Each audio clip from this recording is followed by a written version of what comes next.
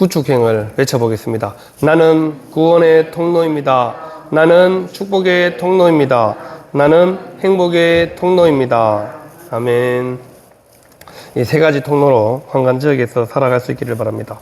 여러분, 이름은 굉장히 중요합니다. 우리 교회에도 황간제일이라는 이름이 있죠.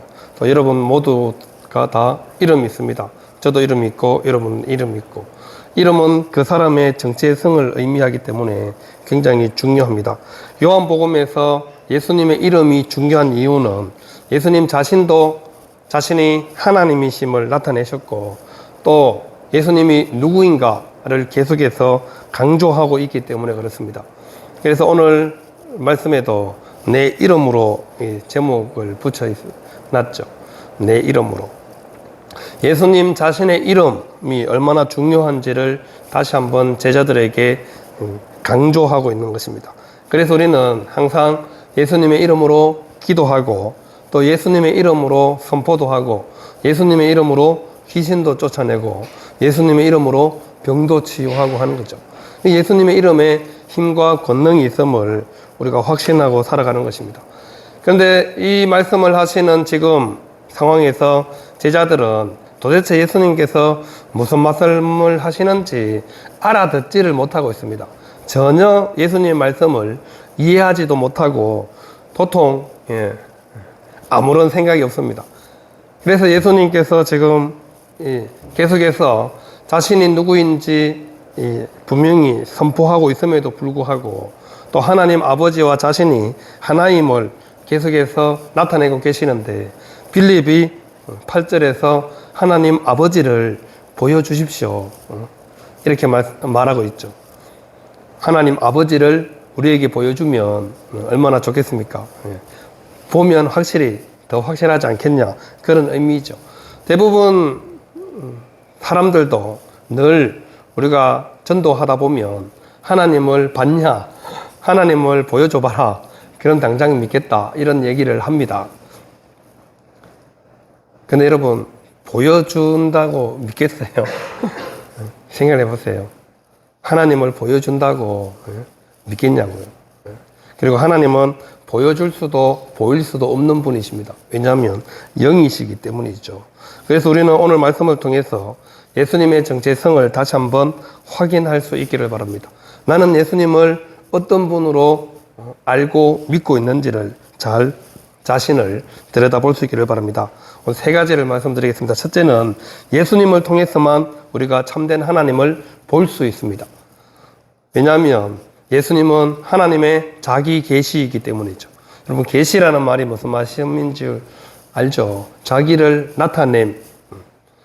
세상의 모든 종교는 인간이 신을 찾아갑니다. 인간 편에서 신을 찾아가는 것이죠. 불교도 다른 힌두교도 모든 종교가 다 인간이 신을 찾아갔지만, 기독교는 신이 인간에게 찾아오셨습니다. 그리고 자기를 나타내 보여주셨습니다. 완전히 다르죠. 인간이 신을 찾아가는데 신을 잘 못 만나죠. 근데 기독교는 신이 직접 인간의 모습으로 인간의 몸을 입고 이 땅에 찾아오셨습니다. 그래서 예수님께서 9절에 빌립에게 이렇게 대답합니다. 예수께서 이르시되, 빌립아, 내가 이렇게 오래 너희와 함께 있으되 내가 나를 알지 못하느냐? 나를 본 자는 아버지를 보았거늘 어찌하여 아버지를 보이라 하느냐? 예수님 말씀이 이해가 가시나요? 지금까지 이렇게 오래 내가 너희와 함께 했는데 나를 본 자는 아버지를 보았거늘 어찌하여 아버지를 보이라? 아버지를 보여주면 믿겠습니다. 내가 지금까지 하나님이 하시는 일, 하나님만이 하실 수 있는 일들을 특별히 요한복음은 7가지 기적을 통해서 기록하고 있잖아요. 예수님께서 계속해서 3년 동안 제자들에게 인간으로서는 도저히 할 수 없는 일들을 제자들에게 직접 보여주었습니다. 그럼에도 불구하고 지금 빌립은 하나님을 보여주면 지금까지 봐놓고는 3년 동안 여러분 생각해 보세요. 3년 동안 가끔 우리 일주일에 한 번씩 만나도 자주 만나는 거잖아요. 근데 예수님과 제자들은 3년 동안 함께 했습니다. 함께. 동거동락 했단 말이죠. 24시간을 늘 붙어 있었습니다. 잠잘 때도 같이 같은 장소에서 잠을 자고 먹고 했는데, 그렇게 하는 동안 얼마나 많이 내가 하나님이 어떤 분인지를 보여주었는데, 또 하나님을 보여주면 믿겠습니다. 그렇게 말하니까 예수님 너무 답답한 거죠. 책망하는 어투로 하시는 말씀이죠. 예수님께서 행하신 기적들, 여러분 2장부터 쭉 생각이 나시나요? 첫 번째 기적이 물로 포도주를 만드는 일이었습니다. 생각해 보세요. 사람이 컵에 물이 있는데 이 물로 포도주를 어떻게 만들겠어요? 불가능한 일이죠. 그것도 가장 좋은 포도주라고 모든 마신 사람들이 극찬하잖아요. 우리 영동도 와인 생산지죠. 전국에서 와이너리가 제일 많은 지역이 우리 영동군인데, 대회에 나가면 뭐 와이너리가 25개나 있지만 그 사람들이 다 좋은 와인, 최상급 와인을 만드는 것은 아닙니다. 그렇잖아요. 근데 예수님이 만든 물로 포도주로 만든 그 포도주는 술에 취해 있었음에도 불구하고 이 포도주가 최상급 포도주라고 그렇게 극찬하고 있습니다. 보통 주인들은 사람들이 술에 취하면 이제 취해가지고 이게 포도주 맛인지 술 맛인지 모르게 그렇게 취하니까 처음에는 좋은 거 냈다가 나중에는 안 좋은 거, 질 좀 낮은 포도주를 내는데, 어떻게 주인인 당신은 좋은 포도주를 숨겨놨다가 지금 꺼내느냐고 이렇게 얘기하잖아요. 그 극상품 포도주를 대접한 겁니다. 근데 그게 어떻게 된 포도주예요? 물로 만든 포도주잖아요. 누가 만드셨어요? 예수님이 만드셨으니까. 예수님이 만든 포도주가 최상급 포도주가 되는 거죠. 5장에는 누가 등장합니까? 38년 된 병자. 여러분 38년 동안 베데스다 연못가에서 물이 움직일 때 제일 먼저 들어가려고 그러면 낫는다는 전설을 따라 거기서 38년을 살았습니다. 근데 왜 못 들어갔어요? 제일 먼저 못 들어가서 못 나은 것도 있고 38년을 그렇게 살았는데 아무도 자기를 도와준 사람이 없었다는 거죠. 못 걸으니까 빨리 못 가니까요. 그런데 누군가는 좀 도와줬으면, 좀 양보해 줬으면. 왜? 38년을 있었잖아. 그러니 다 알 거 아니에요. 이 사람이 얼마나 오랫동안 여기 있는지. 그럼 좀 동정이라도 마음이라도 불쌍히 여기는 마음으로 도와줄 수도 있는데 아무도 그런 사람이 없었습니다. 그 38년 된 병자에게 관심을 가지고 눈길을 준 사람은 예수님이 처음이었다는 거죠. 그런데 처음 본 그 예수님께서 이 사람을 고쳐주셨습니다. 38년 된 병자를. 얼마나 기뻤겠어요. 그 6장에는 여러분들이 잘 아는 대로 오병이의 기적이 있죠. 떡 5개와 이 물고기 2마리로 5,000명을 먹였습니다. 그것도 남자만 5,000명. 그리고 12광주리가 12바구니나 남았잖아요. 모자랐으면 그런데 12바구니나 남았습니다. 그리고 또 11장에 가면 죽은 나사로가 살아나는 이적을 예수님께서 보여주십니다.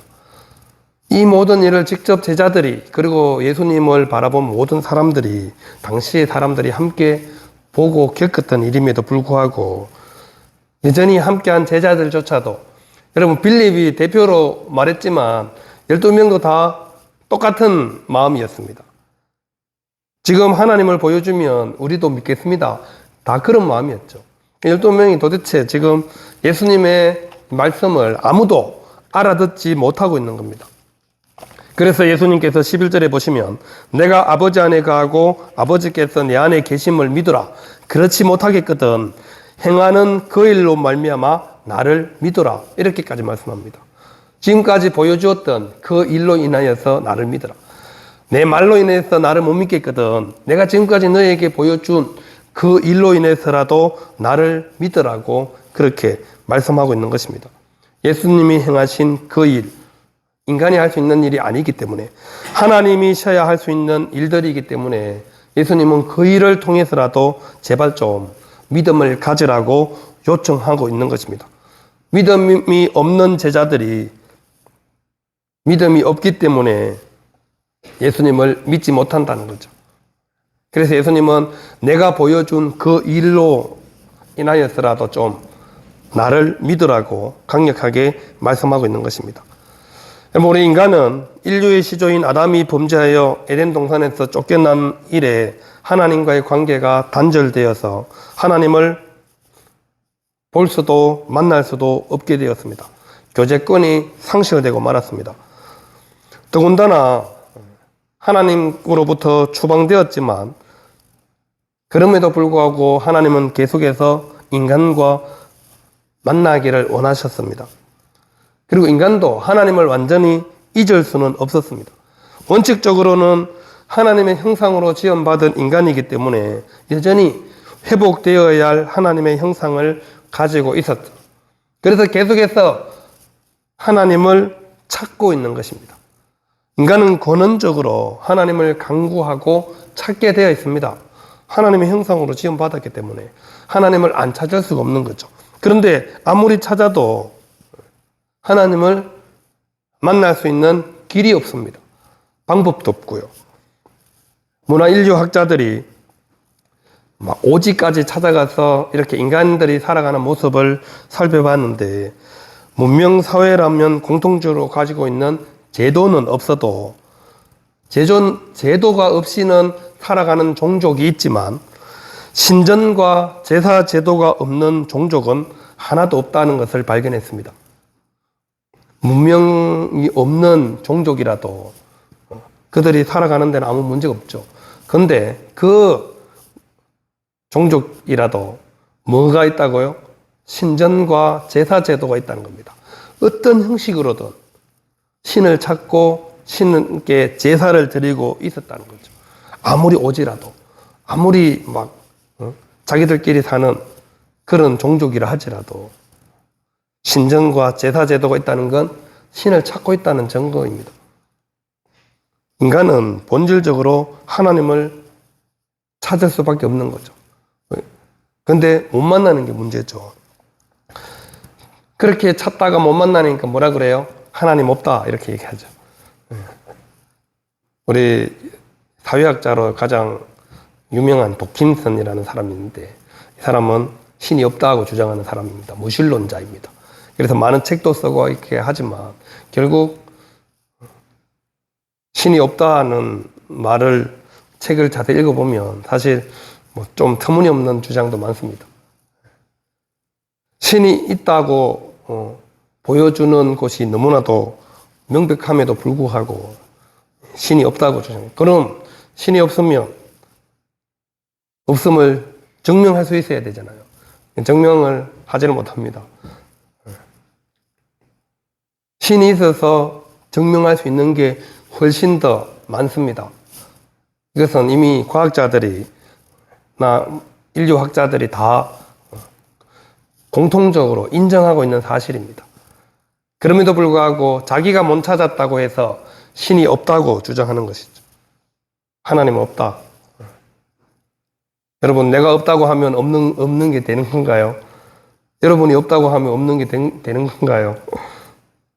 있는데, 존재하고 있는데, 내가 없다고 그러면 없는 거예요? 그게 아니라는 거죠. 그래서 하나님은 끊임없이 하나님을 찾고 만나기를 원하는 인간에게 이위성자 되시는 예수님을 성육신 시키셔서 이 땅에 보내주셨다는 사실입니다. 그래서 예수님께서 인간의 몸으로 이 땅에 오신 겁니다. 하나님께서 우리를 만나주시기 위해서 사람의 몸을 입고 사람의 모습으로 이 땅에 오신 분이 바로 예수 그리스도이시라는 거죠. 그래서 예수님을 본 사람은 하나님을 보았다고 해도 틀린 것이 아니라는 거죠. 왜냐하면 성부 하나님과 성자 예수님은 하나이시기 때문에 그렇습니다. 삼위일체를 그 어떠한 언어로도 이해시킬 수가 없습니다. 잘못 이해시키면 삼신론이 됩니다. 아니면 양태론에 빠지게 됩니다. 하나님 성부와 성자가 다른 신이 되어버립니다. 그래서 어떠한 인간의 머리로 이 삼위일체를 이해시킬 수가 없습니다. 그래서 삼위일체는 이해하는 것이 아니라 믿는 것입니다. 어떻게 세 분이 한 분일 수 있을까요? 그러니까 이해할 수가 없어요. 우리 머리로는. 하나님을 이해한다는 건 사실 불가능한 일이죠. 그래서 우리는 예수님을 보고 하나님을 봤다고 확신하고 믿는 것입니다. 그래서 오늘 본문에서도 예수님은 나를 본 자는 아버지를 보았다, 이렇게 자신 있게 말씀하시는 거죠. 그리고 예수님 자신이 하나님이심을 계속해서 강조하고 있기 때문에 우리는 예수님이 곧 하나님이심을 믿는 것입니다. 그래서 더 이상 예수님을 만난 사람들은 하나님을 보여달라고 말하지 않습니다. 예수님을 믿고 교회 다니는 그리스도인들 중에 하나님을 보여주세요 말하는 사람 있어요? 아무도 없습니다. 왜? 예수님을 믿기 때문에, 예수님을 만났기 때문에. 예수님 만난 사람은 하나님을 만난 자이기 때문에 아무도 하나님을 보여주십시오라고 교회 다니면서 여러분들이 교회 왔을 저한테 하나님 좀 보여주세요라고 얘기하시나요? 얘기 안 하잖아요. 예수님 믿는 사람은 아무도 그렇게 말하지 않는다는 거죠. 예수님을 본 자들은 하나님을 본 자들임이 분명하기 때문에 그렇습니다. 그래서 우리는 세상 사람들이 하나님을 보여달라고 말하면 예수님을 소개시켜주면 됩니다. 예수님이 어떤 분인지 알려주면 됩니다. 예수님이 하나님이십니다. 둘째는 바른 신앙을 가진 자는 모두 놀라운 능력자들이 된다는 것이죠. 오늘 12절에 보시면 내가 진실로 진실로 너에게 이르노니 나를 믿는 자는 내가 하는 일을 그도 할 것이요 또한 그보다 큰 일도 하리니 이는 내가 아버지께로 감이라 말씀하고 있습니다. 예수님께서 꼭 중요한 말씀을 하실 때는 진실로 진실로라는 말씀을 두 번이나 합니다. 왜냐하면 중요한 말이기 때문에 두 번씩이나 진실로, 진짜로 얘기한다고 강조를 하는 것이죠.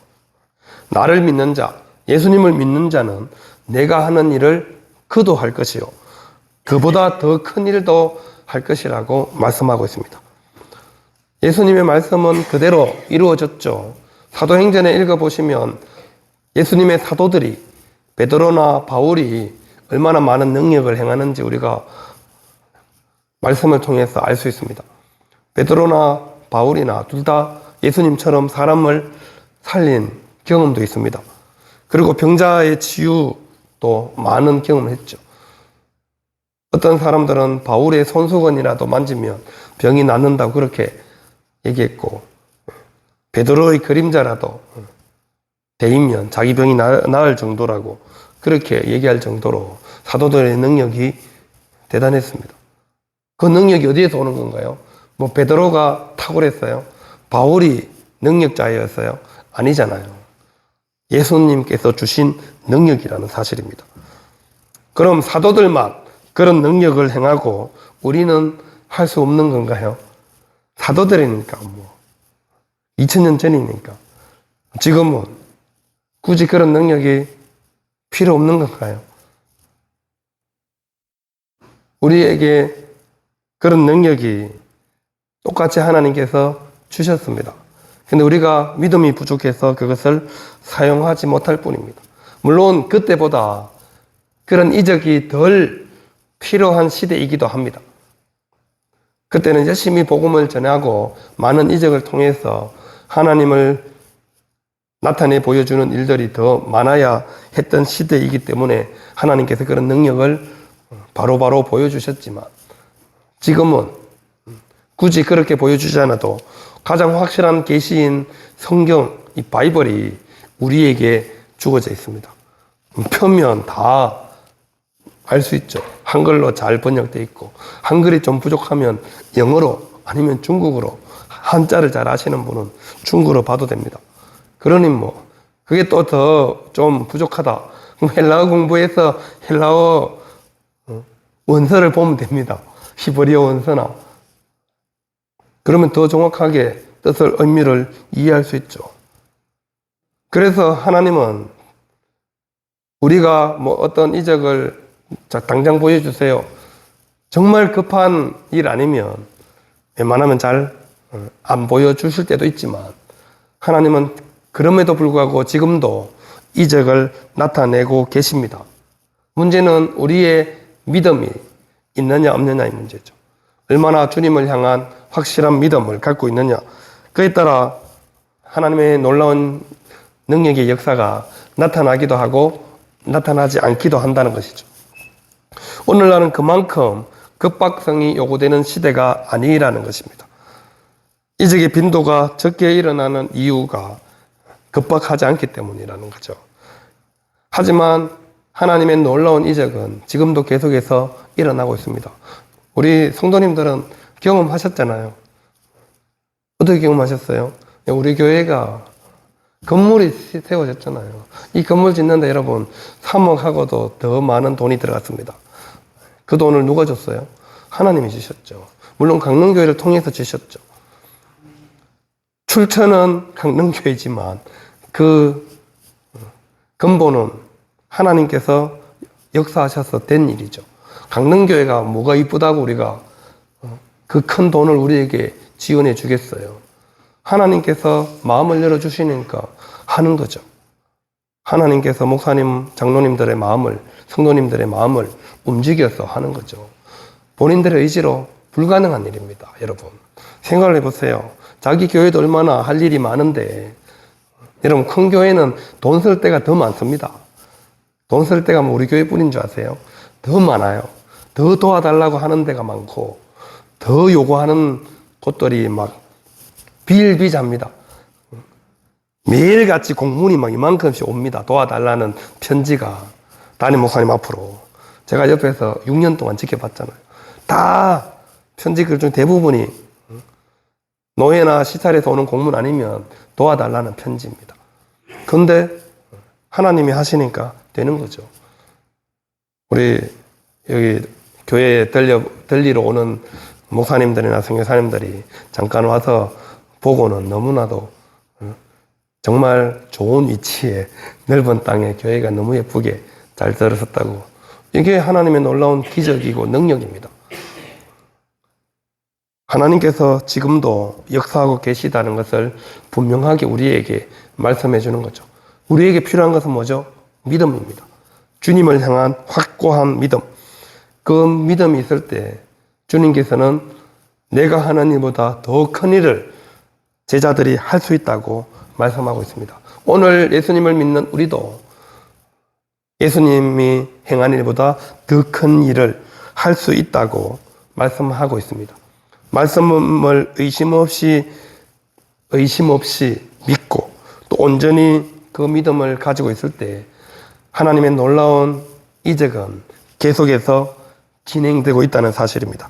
세 번째는 예수님의 이름으로 기도할 때 확실한 응답을 보장받습니다. 오늘 13절 14절 말씀해 보시면 너희가 내 이름으로 무엇을 구하든지 내가 행하리니 이는 아버지로 하여금 아들로 말미암아 영광을 받으시게 하려 함이라.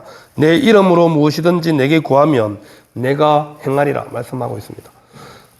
여러분 우리가 하나님께 요청하는데 누구의 이름으로 요청하라는 거죠?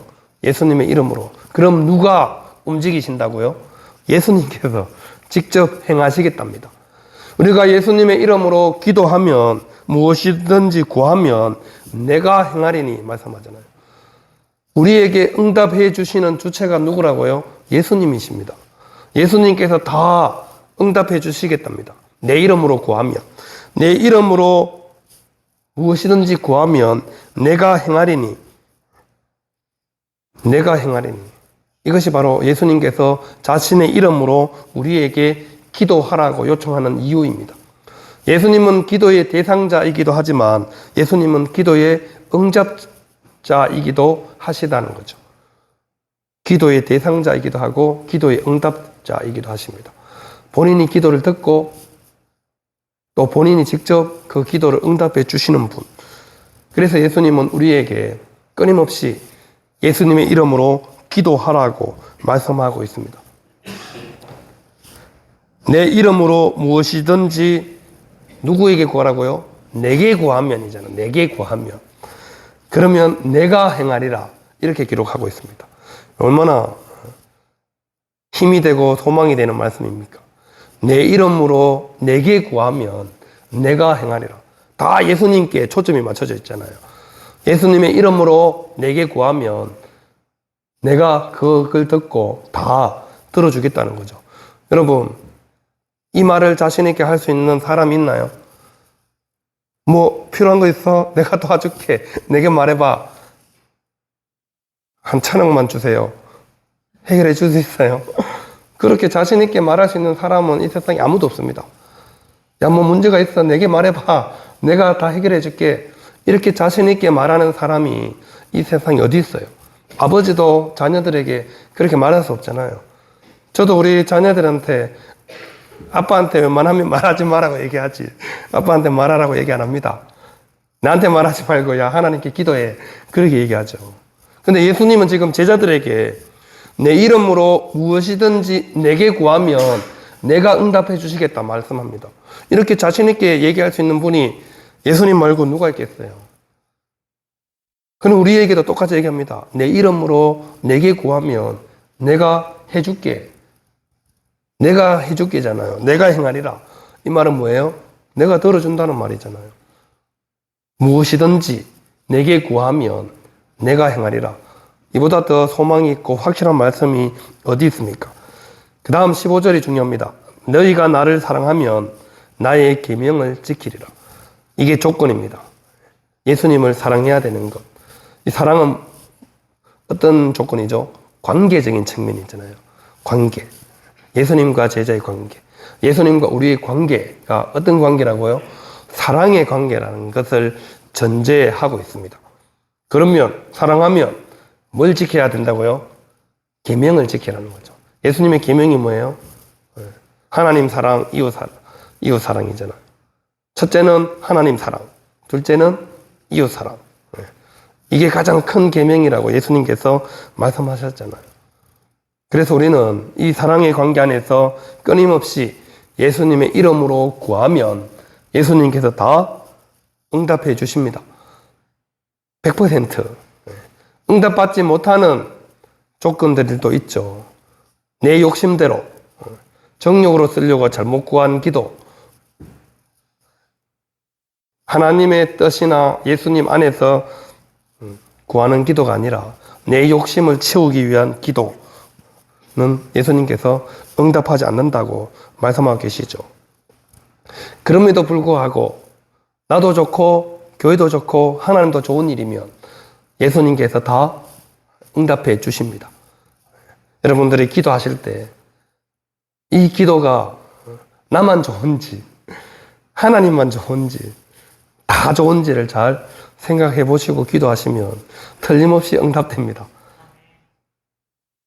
내 이름으로 무엇이든지 내게 구하면 내가 행하겠다 약속하신 예수님께서 우리 주님이십니다. 그래서 우리는 예수님의 이름으로 항상 기도하셔야 하고 기도할 수 있습니다. 이 세상을 살아가는 그리스도인들은 우리가 뭐 대단한 백도 없고 뭐 큰 돈도 없죠. 뭐 누가 말하면 1억씩 그냥 쑥쑥 줄 수 있으면 좀 도와주세요 그러면 그래 걱정 마 통장에 1억 꽂아줄게. 그러면 얼마나 좋겠어요. 그럼 뭐 폼나게 도와줄 수 있잖아요. 근데 우리 중에 그렇게 자신 있게 팍팍 도와줄 수 있는 분이 몇 명이나 되겠어요. 저도 그렇게 못 도와주. 가끔씩 좀 도와달라고 찾아오거든요. 차비 좀 달라고 찾아오시고. 근데 어떨 때는 진짜 지갑도 없고 지갑 열었는데 1,000원도 없고 이럴 때가 있어요. 현금은 요즘 현금 잘 안 가지잖아요. 카드. 그렇다고 뭐 카드 꺼내줄 수도 없고. 그땐 되게 미안한데 어쩔 수가 없잖아요.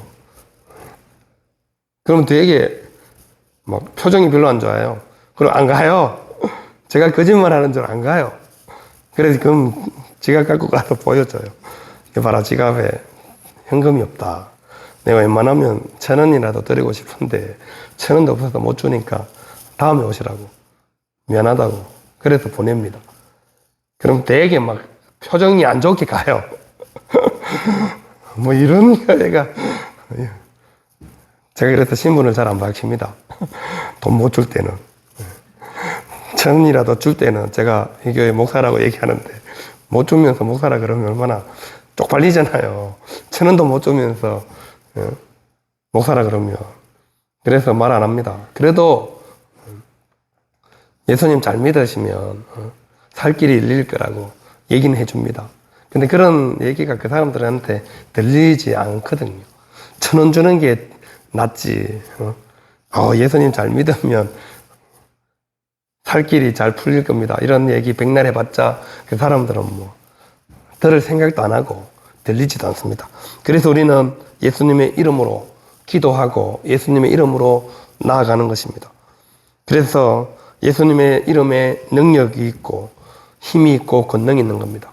오늘 예수님을 믿고 살아가는 우리 모든 믿음의 성도들의 삶 속에서도 이 이름으로 항상 하나님께 기도하시고 응답받으시며 살아가는 저와 우리 모든 성도님들 다 될 수 있기를 바랍니다.